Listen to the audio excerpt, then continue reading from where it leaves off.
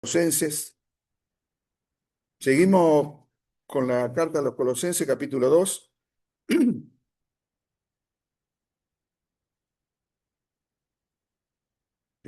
Continuamos en el versículo 16. Habíamos dejado en el versículo 15. Vamos a hacer del capítulo 2, versículo 16, hasta finalizar, porque hay algunos conceptos que se repiten. Entonces, para no reiterar, vamos a terminar el capítulo 2 a partir del versículo 16. Leemos la palabra, dice: por tanto, nadie os juzgue en comida o en bebida o en cuanto a día de fiesta, luna nueva o día de reposo, todo lo cual es sombra de lo que ha de venir, pero el cuerpo es de Cristo.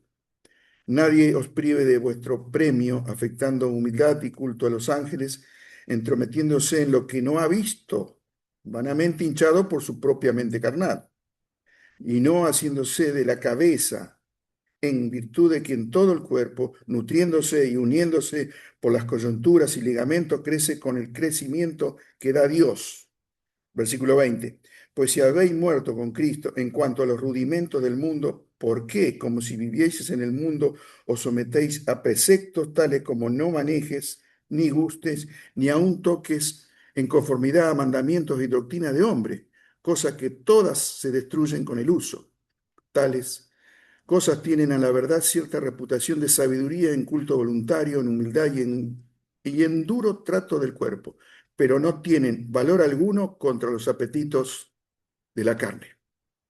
Oramos por la palabra, nuestro Dios y nuestro Padre amado. Te damos gracias, Padre, por la palabra que nos has dejado. Te pedimos que nos hables a través del Espíritu, sea en nuestros corazones, Señor. Podemos comprender, entender, pero también caminar y obedecer tu palabra. Te lo pedimos, Señor, en el nombre de Cristo Jesús. Amén. Cuando oraba Marcelo decía: Él solo nos satisface, ¿no? Y acá es un poco eso, ¿no? Que solo Cristo satisface. Y a veces se busca, el creyente es buscado o es guiado a satisfacer, no solamente a ser satisfecho por Cristo, sino por otras cosas también. En realidad, cuando en la reunión anterior habíamos comentado que la obra de Cristo eh, hizo una obra Cristo en el creyente, donde perdonó su vida, le dio una nueva vida, ¿cierto? Decíamos que había anulado el acta de decreto que le era contraria, habíamos visto en el pasaje, en el versículo anterior, y que había triunfado sobre todos los poderes, todos, principados, potestades y todos los poderes, que había triunfado. O sea que él es victorioso y esa victoria nos ha dado a nosotros, ¿no? Para que podamos tener esa victoria sobre todos aquellos que están, digamos, que quieren influir, que quieren engañarnos, que quieren someternos, ¿no?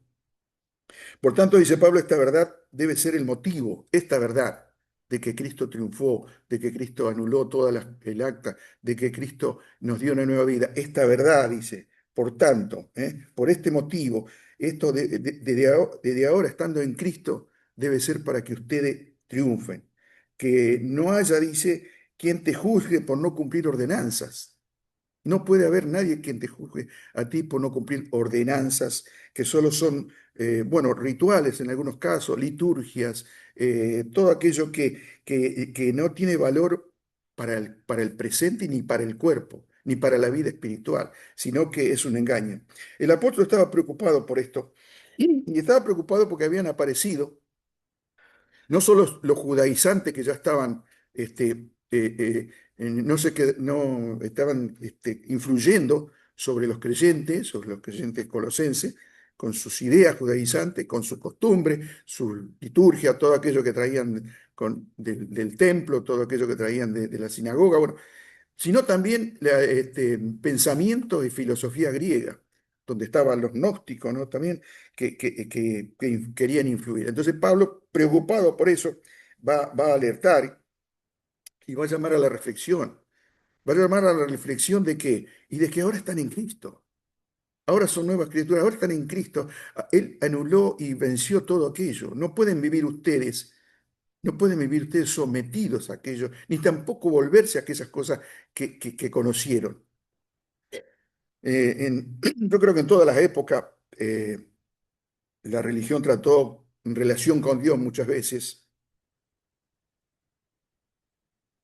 con listas de cosas que se podían hacer o no se podían hacer. No solamente lo vemos aquí en este primer siglo, lo vemos ahora, lo vemos ahora. En el aniversario que tuvimos, invité a una hermana, me dijo no puedo ir porque no me dejan. O sea, estamos hablando de prohibiciones, estamos hablando de normas, de reglas humanas, carnales, porque la libertad en Cristo nos hace libre y nos hace libre de verdad. Al único que le tenemos que responder por nuestros actos, muchas veces equivocados, es al Señor, es al Señor. Sí, por supuesto, siempre dentro de la disciplina que da la palabra de Dios y que tenemos que cumplir en la iglesia. Pero estas cosas, estas, estas listas que a veces de requisitos que se pide o que se pedía y que se sigue pidiendo, ¿qué hace? Hace que tengamos nosotros eh, una larga lista o una corta lista de cosas que podemos hacer para Dios. Somos participantes de esa lista.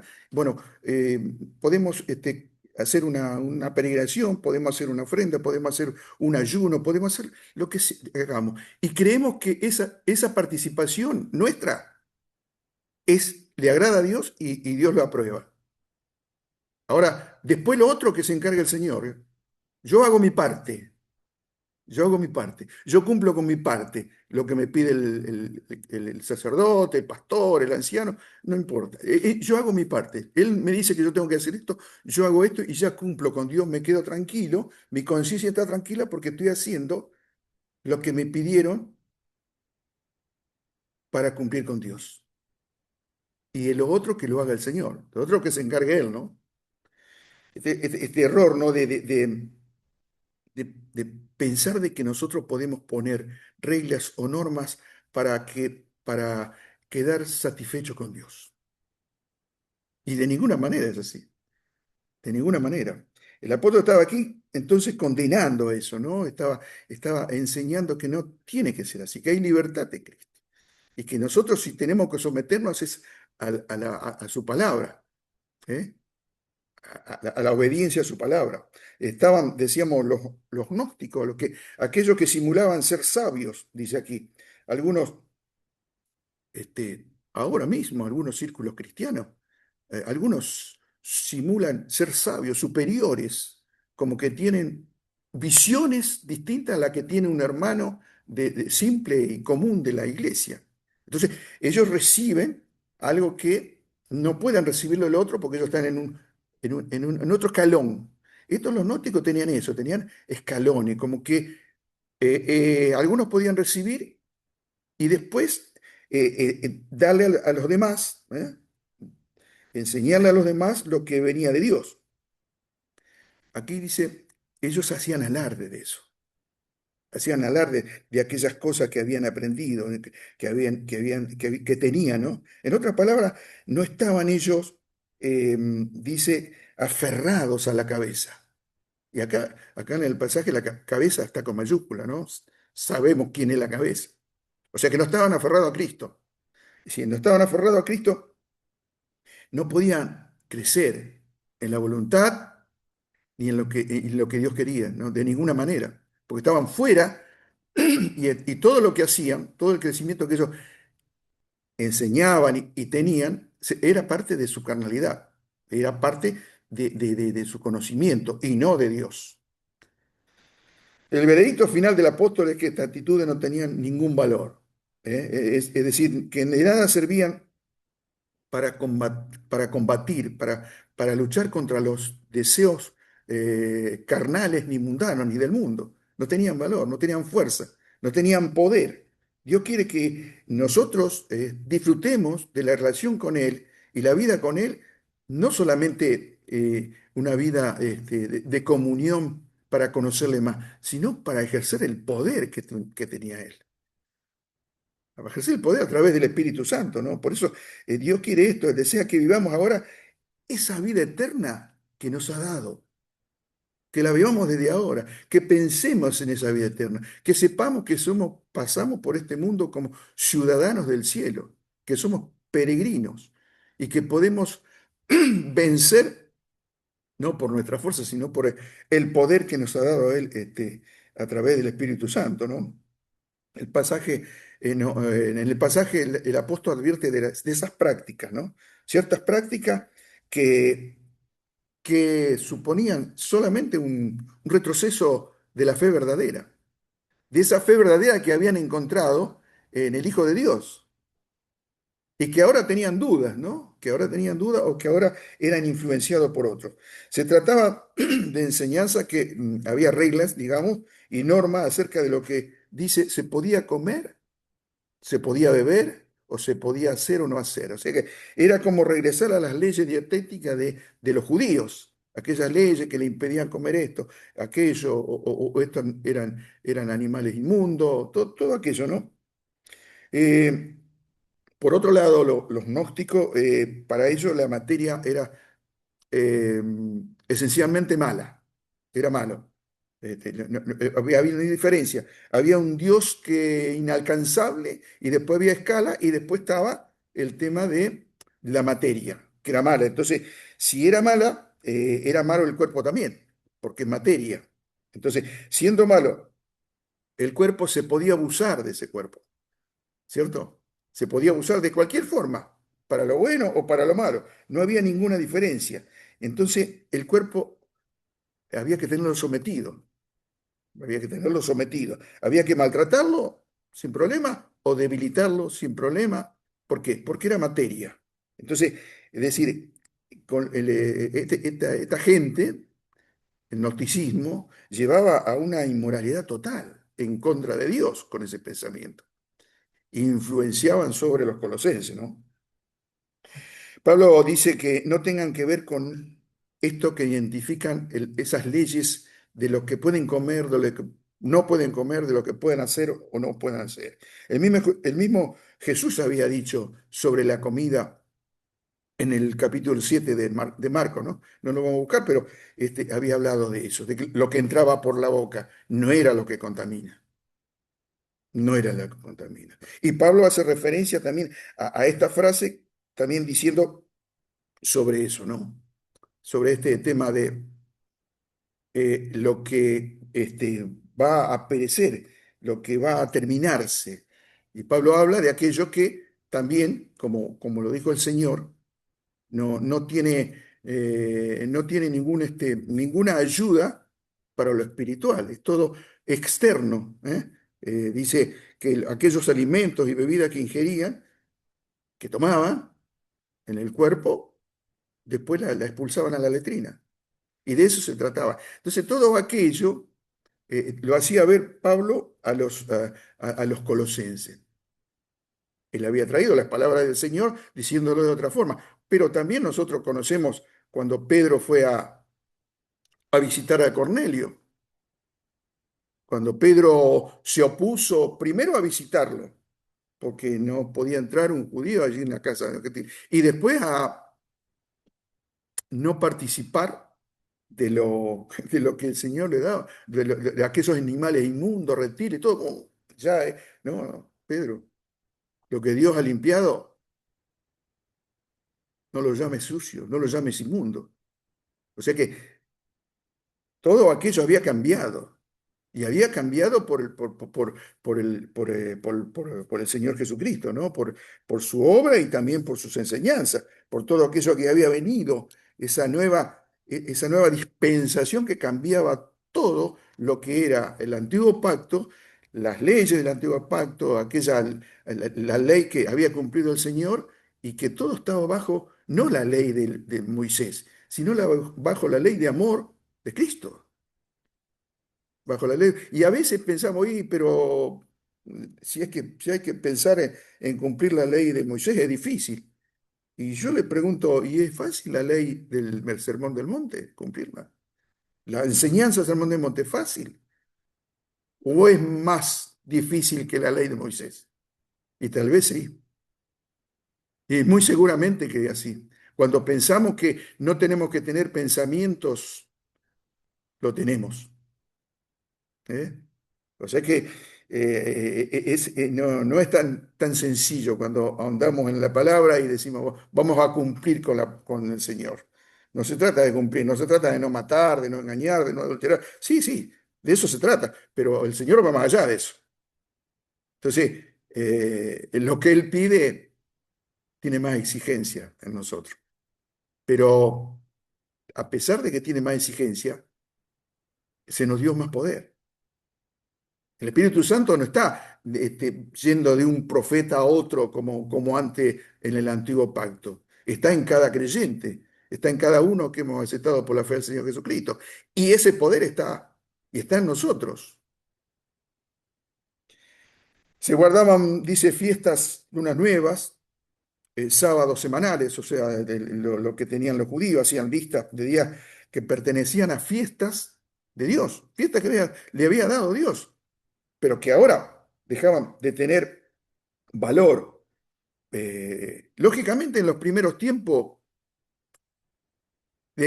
cuando algunos judíos se entregaron o siguieron al Señor o creyeron en el Mesías, tuvieron miles de problemas. Y seguramente iban y sacrificaban animales en el templo y seguían haciéndolo. Que después, bueno, ya todo ya se terminó pero era difícil.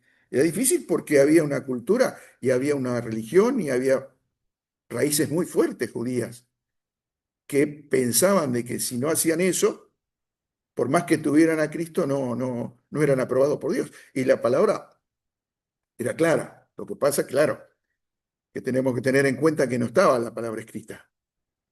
Eran solamente los discípulos del Señor que hablaban, enseñaban y hablaban el Evangelio.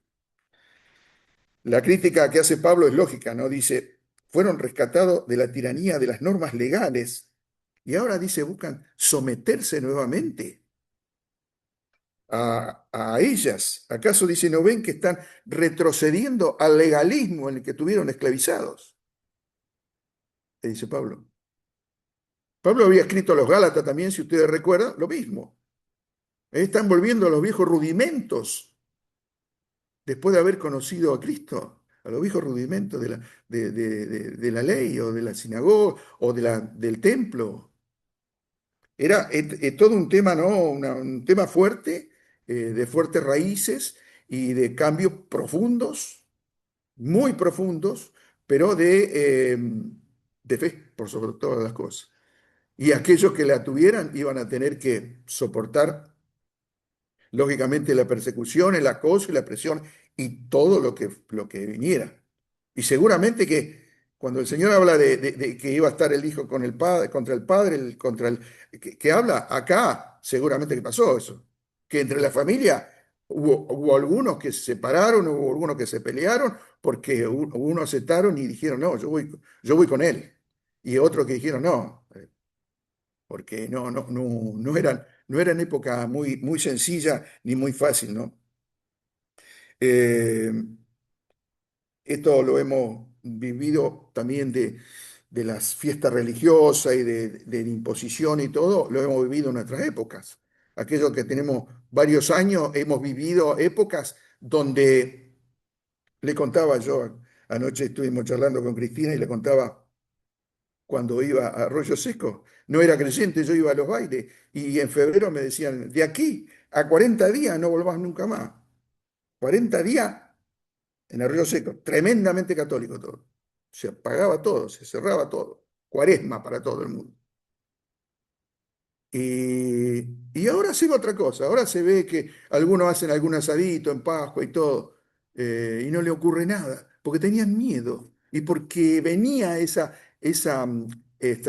disciplina o esa enseñanza. Ojo que si vos, a mí me dijo mi mamá, si clavas un clavo en una madera, estás clavando a Cristo en la cruz. Entonces yo tenía un miedo bárbaro, porque era chico y no clavo nada, no hago nada. Todo sí, bueno, la música y todo, como decía Daniel el otro día, todo un tema que se va cambiando, pero se va cambiando en ese aspecto religioso, pero no crean que cambia algunas cosas digamos, de las reglas o las normas, ¿no? No, no, no, hay ciertas cosas, cierto impedimento que muchos líderes de iglesia imponen, ¿eh? Hay muchas cosas que tenemos, que tienen que hacer esto, que tiene que ser el otro. No son las cosas religiosas porque ya se superó y ya, bueno, es como toda cosa, ¿no? En el mundo. Pero hay cosas que muchas veces los mismos, los mismos líderes de las iglesias, los mismos pastores o sacerdotes o reverendos imponen. Y no se puede decir nada porque ellos tienen el teléfono con Dios, ¿no? Como Bianchi tenía el teléfono rojo. Claro, ellos hablan con Dios y entonces esa revelación la tienen ellos y te la dan a vos, te la dan a vos. Por eso acá, cuando habla de los falsos maestros, aquellos maestros que realmente no hacían alarde de eso, ¿no? Aquí en el versículo 18 que habla, dice, metiéndose en lo que no ha visto, dice, no han visto. Una traducción que busqué en otra Biblia dice algo más mejor, dice, haciendo alarde de las cosas que no han visto. O sea que ellos no lo habían visto a ellos, pero hacían alarde de eso como diciendo, mira, nosotros tenemos esta palabra de Dios, la recibimos. O sea, lo místico estaba a full ahí. Y muchas veces cuando vemos nosotros algunos videos, vemos lo místico que los, estos gurúes que han hablado con Dios y que la tienen todo, ¿no? La tienen toda clara. Y bueno, yo no digo que Dios no nos dé, no nos pueda hablar en visión o en sueño, ¿no? No estoy diciendo eso. Lo que yo estoy diciendo es que tenemos que tener cuidado con eso, porque si Dios nos habla por la Biblia. Ahora, si no queremos escucharlo por la Biblia, y bueno, vamos a tener problemas, vamos a tener problemas. Eh, También estaba el cuidado, dice, del culto de los ángeles. Esa doctrina estaba desarrollada en los judíos. Y había una cosa, los gnósticos creían que había una clase de intermediarios a los que adoraban, a los que adoraban. Entonces también estaban ¿cómo es? Los ángeles para adorar. ¿Y qué pasaba? Los cristianos sabemos, y Pablo también se lo decía, que el único que merece, no solamente que merece, que es digno de toda adoración, es el Dios nuestro. Es el único Dios. Es el único Dios. ¿Y cuántas veces nosotros hemos escuchado de gente que va y adora y pide a un santo? ¿Eh? Entonces, acá hay algo que es el camino a Dios, que muchos no lo viven, que muchos no lo están viviendo. Sabemos que la adoración es para el único Dios, para el único y soberano Dios, pero que también se nos ha dado la libertad de entrar por el camino por Cristo a la misma presencia de Dios. Y que no se trata de creyentes súper espirituales, porque lo necio del mundo buscó Dios para a los sabios. Y después que el creyente, digamos, más sencillo, entra por el camino que es Cristo a la presencia de Dios. No necesita ningún seminario, ningún estudio de nada. Necesita solamente un corazón sincero, sincero delante de Dios. Y de eso se trata, ¿no? A veces la liturgia, las prácticas que enseñaban no eran más que sombra de la verdad, dice, de la verdad que había de venir o que estaba presente, porque él estaba hablando de esa verdad, Pablo, y que estaba únicamente en Cristo. Esa religión que se basaba en comer o en beber o clase de alimento y bebida, o de abstenerse de eso, o de abstenerse de algunas cosas, no tiene sentido, no tiene sentido, porque la observancia del sábado y de otras cosas, eran una sombra de lo verdadero, que ya estaba presente y que Pablo le estaba diciendo, que era la comunión con Cristo. allí estaba la verdad de Dios, ¿no? Cuando eh, em, se vuelve a la esclavitud, se vuelve a la esclavitud de esas cosas, ese no se reconoce, entonces Pablo estaba llamando la atención, cuidado, estaba exhortando, no vuelvan a la esclavitud, no renuncien a la libertad que le dio Cristo, sigan viviendo en esa libertad cristiana, que no se trata de esa libertad cristiana de restringir o de poner normas o de poner distintas reglas, sino se trata de morir a los malos deseos. De eso se trata. Y de vivir a los buenos deseos en virtud de qué? De tener a Cristo. Y en virtud también de tener el poder que Cristo nos ha dado por el Espíritu Santo para vencer los malos deseos y para crecer en la voluntad de Dios y en los buenos deseos de Dios. Eso era lo que Pablo nos está diciendo, ¿no? Eh, terminamos, quiero leer una exhortación de Pablo que nos habla de transitar un camino para que esto no ocurra, o por lo menos para que nosotros tengamos presente qué debemos hacer. Y para esto leo los primeros dos versículos del capítulo siguiente, capítulo 3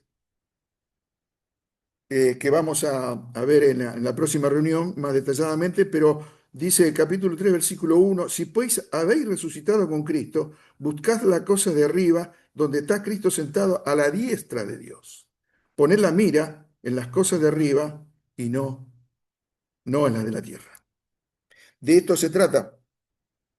Es decir, construyamos nuestra vida espiritual en esa comunión que nos dio el Señor, en aquel que resucitó, en aquel que vino a buscar, y miremos las cosas de arriba. La comunión con Él nos ha dado una nueva vida, que es el único que puede sostenernos en esta vida espiritual en este mundo. El único que puede sostenernos, porque Él es fiel a su palabra.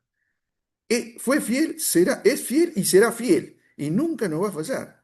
Y Él nos ha dicho que estará con nosotros hasta el fin de todas las cosas. Por eso el Señor nos habla de que lo que nos da las reglas y las normas que nos dan los hombres, termina el pasaje diciendo que no tienen poder contra los deseos de la carne. O sea que podemos cumplirla, podemos tenerla. Nos parece que estamos bien con las normas, con las reglas, con no comer aquello, con no beber esto, y nos parece, pero no tienen poder contra la carne. Es decir, no tienen poder contra los apetitos de la carne.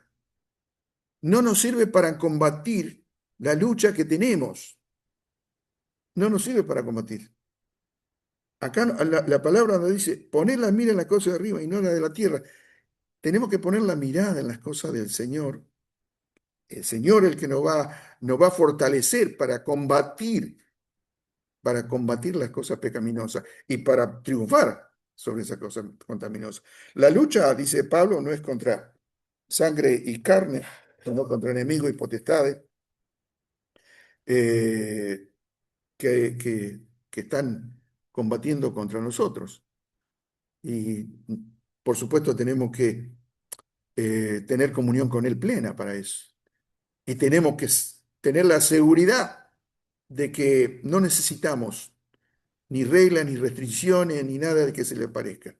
Yo no estoy en contra de ciertas cosas que hacen los creyentes para, este, para ser aprobados por Dios, a lo mejor.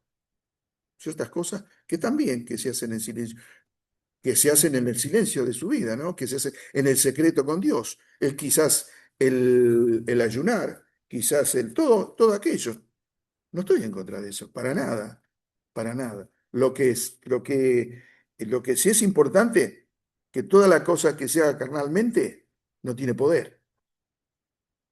Solamente va a tener poder lo que hagamos de acuerdo a la palabra de Dios y lo que hagamos en comunión con el Señor. Y lo hagamos en en nuestra comunión con Él, en nuestra relación con Él personalmente, no mostrando nuestra espiritualidad a los demás. Eso no. no, no haciendo alarde, como dice, ¿no? Muchos que hacen alarde de su espiritualidad, de su conocimiento, de lo que han llegado, de todo aquello. Eso tenemos que tener cuidado porque puede ser más carnal que espiritual. Y lo que se trata es que el Señor nos quiere que en la comunión que tengamos con Él, nosotros tengamos poder para vivir. Y tengamos poder para vivir y para vivir en la presencia de Él, crecer en la presencia de Él, crecer en la santidad con Dios y también saber de que todo lo otro no nos va a servir para vivir espiritualmente, para combatir a los enemigos. Lo que nos va a servir es tener a Cristo y vivir a Cristo por sobre todas las cosas. Oramos para terminar. Nuestro Padre, nuestro Dios amado, te damos gracias porque sabemos, Señor, por lo menos imaginamos, Señor, esta lucha, gran lucha que han tenido los primeros cristianos, tanto judíos como gentiles, Señor, a través de los ataques, de todo esto, pero Padre, te damos gracias porque Pablo los llevaba, Señor, los exhortaba a vivir en Cristo. Que realmente, Señor, estemos preparados en este mundo también tan difícil y complicado, que también nuestro corazón nos engaña y también hay muchos mensajes que vienen del mundo y que vienen de falsos maestros y que, Señor, pedimos para que los débiles en la fe, los que no han crecido aún, Señor, puedan aferrarse a Cristo, Señor, y saber que aferrados, como dice, asidos, como dice Pablo, a la cabeza que es Cristo, podamos construir nuestra vida espiritual, estar fortalecidos, Señor, en el Señor y poder crecer. Y también que nuestra siembra sea para el cielo. Por sobre todas las cosas, Señor, pensar en esa eternidad que nos ha dado Cristo y saber de que eh, todo lo que hagamos en este lugar, en esta tierra, es una ínfima parte de todo lo que hizo el Señor por nosotros en la cruz del Calvario y aún mismo dándonos el poder del Espíritu y guiándonos cada día en esta vida. Padre, te damos gracias por todo, te pedimos tu bendición y lo hacemos en el nombre del Señor Jesús. Amén.